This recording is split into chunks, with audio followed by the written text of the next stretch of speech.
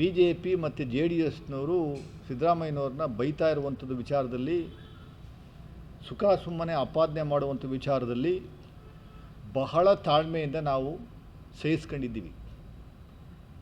ಯಾರೋ ಮೊನ್ನೆ ಗೆದ್ದಿರೋ ಒಬ್ಬ ವ್ಯಕ್ತಿ, ಆ ಶ್ರೀವತ್ಸ ಅನ್ನೋನು, ಸಿದ್ದರಾಮಯ್ಯನವ್ರ ಬಗ್ಗೆ, ಸಿದ್ದರಾಮಯ್ಯನವ್ರ ಮುಂದ್ಗಡೆ ನಿಂತ್ಕೊಳ್ಳೋಕ್ಕೆ ಎದುರ್ಕೊಂತಿರೋಂಥ ವ್ಯಕ್ತಿ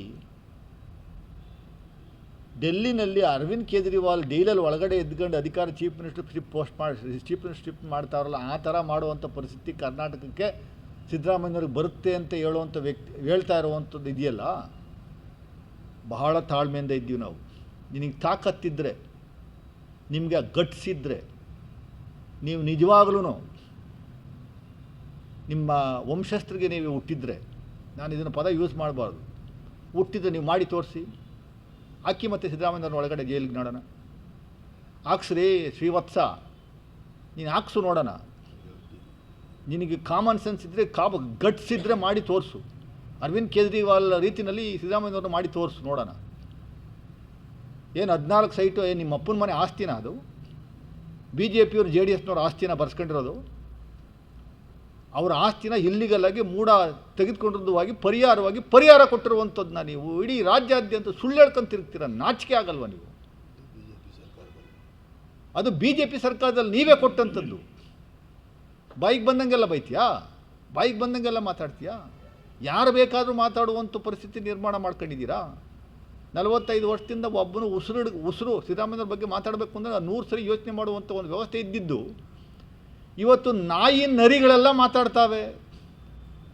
ನಾಯಿ ನರಿಗಳು ಸಿದ್ದರಾಮಯ್ಯವ್ರ ಬಗ್ಗೆ, ನಾಯಿ ನರಿಗಳೆಲ್ಲ ಬೀದಿನಲ್ಲಿ ಆದಿನಲ್ಲಿ ಬಾಯಿಗೆ ಬಂದಲ್ಲಿ ಏಕವಚನದಲ್ಲಿ ಸಂಭವಿಸುವಂಥ ಕೆಲಸನ ಸಿದ್ದರಾಮಯ್ಯ ಸುಮ್ಮನವರೇ ಅಂತನಾ?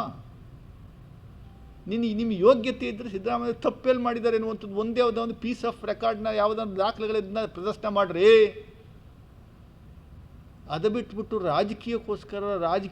ರಾಜಕೀಯ ಮಾಡುವಂಥದ್ದು ಒಂದೇ ದೃಷ್ಟಿನಲ್ಲಿ ನೀವು ಬಾಯಿಗೆ ಬಂದಂಗೆಲ್ಲ ಮಾತಾಡುವಂಥ ವ್ಯವಸ್ಥೆ. ಆ ಟ್ರೋಲು ನನ್ನ ಮಕ್ಕಳು ಯಾರು ಅಂತಲೇ ಗೊತ್ತಿಲ್ಲ. ಯಾವ ಟ್ರೋಲ್ ಮಾಡೋರು, ಬಿ ಜೆ ಪಿಗೆ ಹುಟ್ಟಿದವ್ರಂಗೆ ಟ್ರೋಲ್ ಮಾಡೋದು, ಏನೇನೋ ಬಾಯಿಗೆ ಬಂದಂಗೆಲ್ಲ ಟ್ರೋಲಿಂಗು.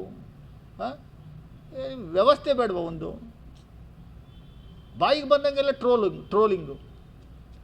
ಏನು 14 ಸೈಟು ಸಿದ್ದರಾಮಯ್ಯ ಸಾಹೇಬ್ರ ಭಾಷಣದಲ್ಲಿ ನಮ್ಮ ಮನೆಯವರು ಯಾವತ್ತೂ ಹೊರಗಡೆ ಬಂದಿದ್ದವರು ಅಲ್ಲ ಅನ್ನುವಂಥದ್ದು ಟ್ರೋಲಿಂಗು. ಯಾವುದ್ರಲ್ಲಿ ಹೊಡಿಬೇಕು ಇವ್ರಿಗೆ? ಯಾವ ಜೋಡು ತಗೊಂಡು, ಹಳೆ ಜೋಡು ತಗೊಂಡು ಹೊಡಿಬೇಕು ಟ್ರೋಲ್ನವ್ರಿಗೆ? ತಿಳ್ಕೊಂಡು ಟ್ರೋಲ್ ಮಾಡಬೇಕು. ಸುಮ್ಮನೆ ನಿನ್ನ ತೆವಲಿಗೋಸ್ಕರ ಟ್ರೋಲ್ ಮಾಡುವಂಥದ್ದು ಇದೆಯಲ್ಲ, ಅದು ನಿಮ್ಮ ತಂದೆ ತಾಯಿಗೆ, ನಿಮ್ಮ ಅಕ್ಕ ತಂಗಿದ್ದಿರಿಗೆ ಮಾಡ್ದಂಗೆ ಸಮ. ಅದು ಅರ್ಥ ಮಾಡ್ಕೊಬೇಕು. ಸುಳ್ಳು ಟ್ರೋಲ್ ಮಾಡುವಂಥದ್ದು ಅದು. ಆ ಟ್ರೋಲ್ನವ್ರಿಗೆ ನಾನು ಎಚ್ಚರಿಕೆ ಕೊಡ್ತಾಯಿದ್ದೀನಿ.